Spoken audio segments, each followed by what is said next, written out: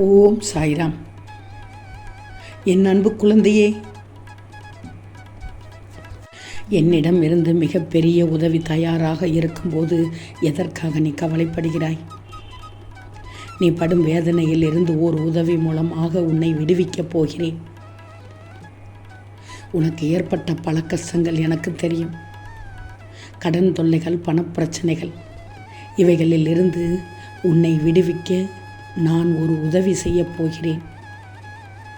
அந்த உதவி என் மூலமாக யார் மூலமாவது உன்னிடம் வந்து சேரப்போகிறது. அதிலிருந்து உன்னை முழுவதுமாக உன்னை விடுவிக்கப் போகிறேன். அதனால் வாழ்க்கையில் ஏற்றம் பெறப் போகிறாய்.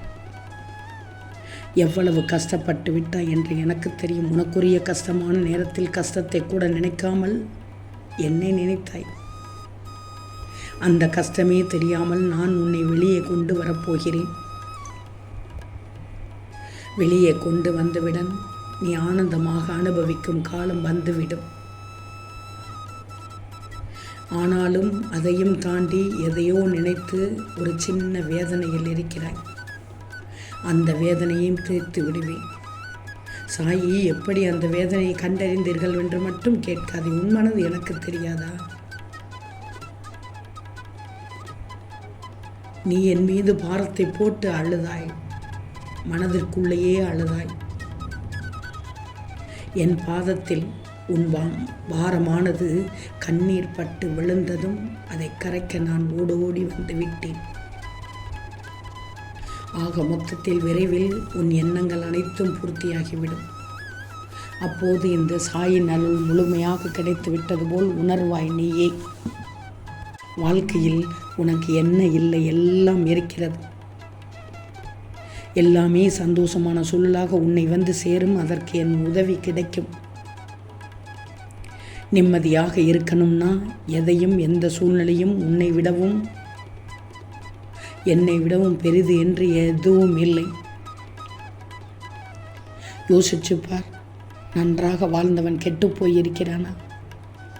துயரங்களும் நிரந்தரம் இல்லை. ஆனால் கர்ம பலன்கள் ஒன்று மட்டும்தான் காரணம். விட்டுவிடு. எதுவரை போகட்டுமோ போகட்டும். மனம் தளரவே கூடாது. எல்லாம் ஒரு நாள் முடிவுக்கு வரும்.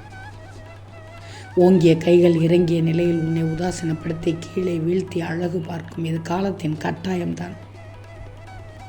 உன்னை பற்றி நீயாகத்தான் தெரிந்து கொள்ளணும். அடுத்தவர் சொல்ல வேண்டும் என்ற அவசியமே இல்லை. நீயாக விமர்சனம் செய்யக்கூடாது. நீயாக உன்னை விமர்சனம் செய்ய முடியாது. ஏன்னா உன் குணம் உனக்கே தெரியவில்லை, எனக்குத்தான் தெரியும். உன்னிடம் அன்பாக பேசினாலே போதும். கர்ணனை போல் அனைத்தையும் கொடுத்து விடுவாய். ஏமாற்றப்படுவாய், பின்னர் வருத்தப்படுவாய். யாரா இருந்தால் என்ன? தடுமாற்றம் வரும்போது தாங்கி பிடி, தப்பில்லை. அனைத்தையும் கொடுத்துவிட்டு இப்போது உட்கார்ந்திருக்கிறாய். நான் கண்டிப்பாக உதவி செய்வேன். அதுவும் மிகப்பெரிய உதவியாக இருக்கும். அந்த வாய்ப்பை தகுந்தபடி வச்சுக்கோ. அப்போதும் கூட உன்னுடைய வெளுத்த மனத்தால், வெள்ளந்தி மனதால் யாரிடமும் கொடுத்து விடாதே. நீ மட்டும் உன் வாழ்க்கையில் செயல்பட துவங்கினால் உன்னுடைய துக்கங்கள் அனைத்தும் முடிவுக்கு வந்துவிடும். அனைத்து துன்பங்களும் உன்னை விட்டு விலகிவிடும். நீ எதற்கு பயப்படுகிறாய்? நீதான் அனைவருக்கும் நல்லதுதானே செய்கிறாய். பின்னதற்கு பயப்படணும்? வீணான பயம் வேண்டாம். மற்றவர்கள் மிரட்டினால் கவலையே படாதே. வாழ்க்கையில் உன்னுடைய லட்சியங்களும் பாதைகளுமே தவிர லட்சியங்கள் பாதைகள் வாழ்க்கையாகாது. என்னைக்கும் பேசுவதற்கு முன் கவனமாக யோசித்து பேசு என்று எத்தனை முறை சொன்னேன். அவ்வளத்தையும் உன் சுற்றத்திடம் கட என்ன ஒப்பித்து விடுகிறாய். ஒப்பித்ததும் அவர்கள் உன்னுடைய செயலில் இறங்குகிறார்கள். உன்னை எப்படி கவுத்து விடலாம் என்று. கொஞ்சம் கவனமாக இரு. பேசிவிட்டு முழிக்கிறாய். நீ செய்தது தப்பில்லை. உன்னுடைய நல்ல மனது எனக்கு தெரியும். ஆனால் அவர்களுக்கு நீ சொல்வதை தப்பாக்கணும்னு நினைக்கிறார்கள்.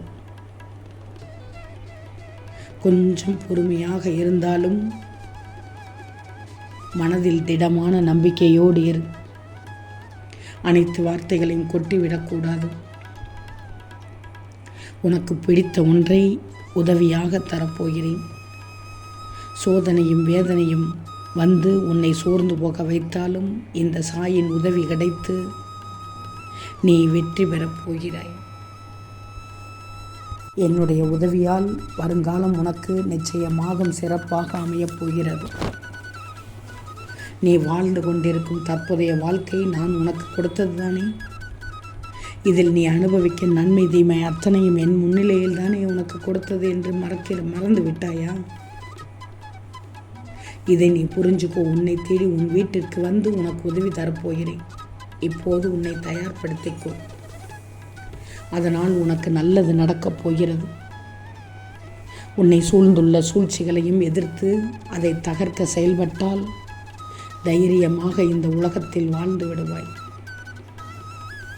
நான் செய்யும் உதவியால் என்னுடைய உதவி கிடைக்கப் பெறுவதால் உன் வாழ்க்கையில் மலர்கள் பூக்கப் போகிறது. இல்லாததை பற்றியோ கிடைக்காததை பற்றியோ கவலைப்படாமல் இரு. உனக்குள் ஒரு மாற்றத்தை கொண்டு வரப்போகிறேன். அந்த மாற்றம் உன்னை என்னிடத்திற்கு அழைத்து வரப்போகிறது. அப்போது நீ வாழ்க்கையில் உயர்ந்த நிலை பெற்றுவிட்டதாக ஒரு மெய் சிலிர்த்து நீ உணர்வாய். கோபம் வேண்டாம். உன் மனம் தெளிவாகட்டும். இழந்ததை மீண்டும் பெற்று விடுவாய். உனக்கு ஒரு குறைகளும் ஏற்படாமல் நான் பாதுகாத்து விடுவேன். உன் வாழ்க்கை பாதை அன்பு நிறைந்த அழகாக மாறும். சந்தோஷமாக இரு. மகிழ்ச்சியாக இரு. என் உதவி உனக்கு எப்போது கிடைக்கும் என்று தானே ஆவலோடு இருந்தாய். இப்போது இந்த செய்தி உன் கண்களில் பட்டுவிட்டது தானே. அப்போது நல்ல நேரத்தில் காலை எடுத்து வைத்து விட்டாய் என்றுதான் அர்த்தம். நீ பிரச்சனைகளால் அமிழ்ந்து போயிருக்கலாம். துக்கம் உன்னை அழுத்தம் பண்ணி இருக்கலாம்.